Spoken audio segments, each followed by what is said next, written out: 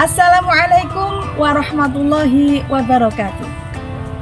Sahabat, salah satu keunikan dalam bahasa Arab, kata yang artinya sama akan tetapi diucapkan dengan lafaz yang berbeda, maka berbeda pula keadaan yang disebutkan dalam kata tersebut.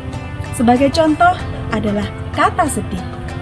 Kata sedih dalam bahasa Arab dapat diucapkan dengan 3 kata, yaitu hazan, ham, dan gham.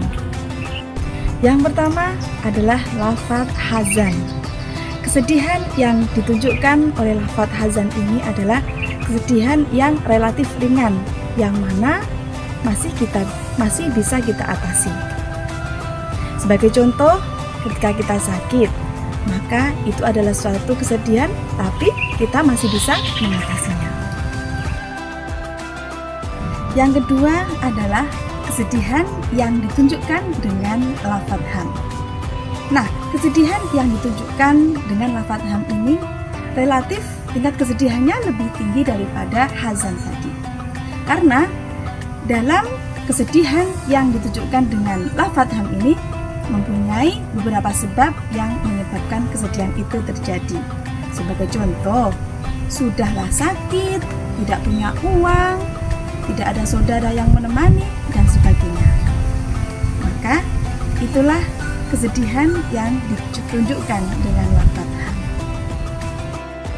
Yang ketiga adalah kesedihan yang ditunjukkan dengan lafaz gham, yang mana kesedihan yang ditunjukkan dengan lafaz ini mempunyai level tertinggi kesedihan yang ada. Karena dalam keadaan gham, keadaannya sudah carut marut, tidak tahu harus berbuat apa dan kapan bisa keluar dari keadaan tersebut. Di dalam Al-Quran dicontohkan keadaan Nabi Yunus ketika dalam perut ikan. Bisa kita bayangkan bagaimana kegalauan Nabi Yunus ketika dalam perut ikan, dalam keadaan letih, lapar, dan sebagai manusia sehat berada dalam perut ikan yang sangat gelap. Tentunya kebingungan, kesedihan, dan sebagainya bercampur dalam diri Nabi Yunus. Kemudian apa yang dilakukan oleh Nabi Yunus agar bisa keluar dari kesedihan tersebut?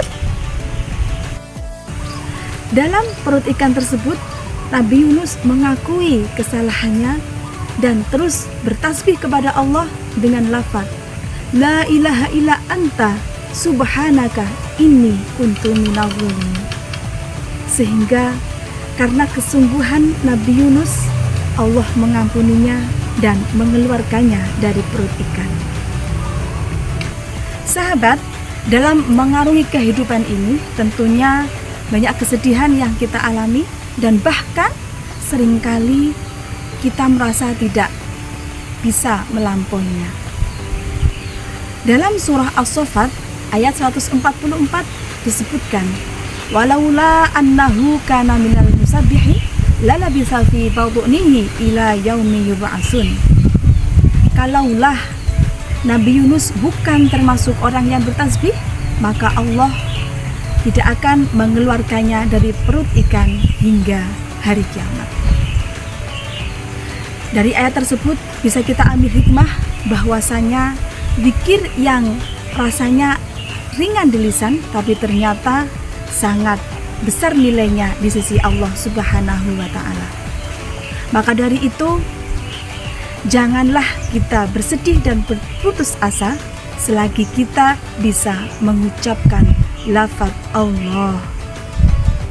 Dan marilah kita dawamkan zikiran, tasbihan Nabi Yunus ketika kita bersedih, sehingga kita bisa melampaui kesedihan yang kita alami dan mendapatkan ridho Allah Subhanahu wa Ta'ala. Itulah yang dapat saya sampaikan.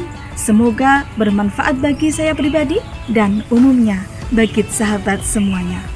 Wallahul muwaffiq ila aqwamit thoriq. Wassalamualaikum warahmatullahi wabarakatuh.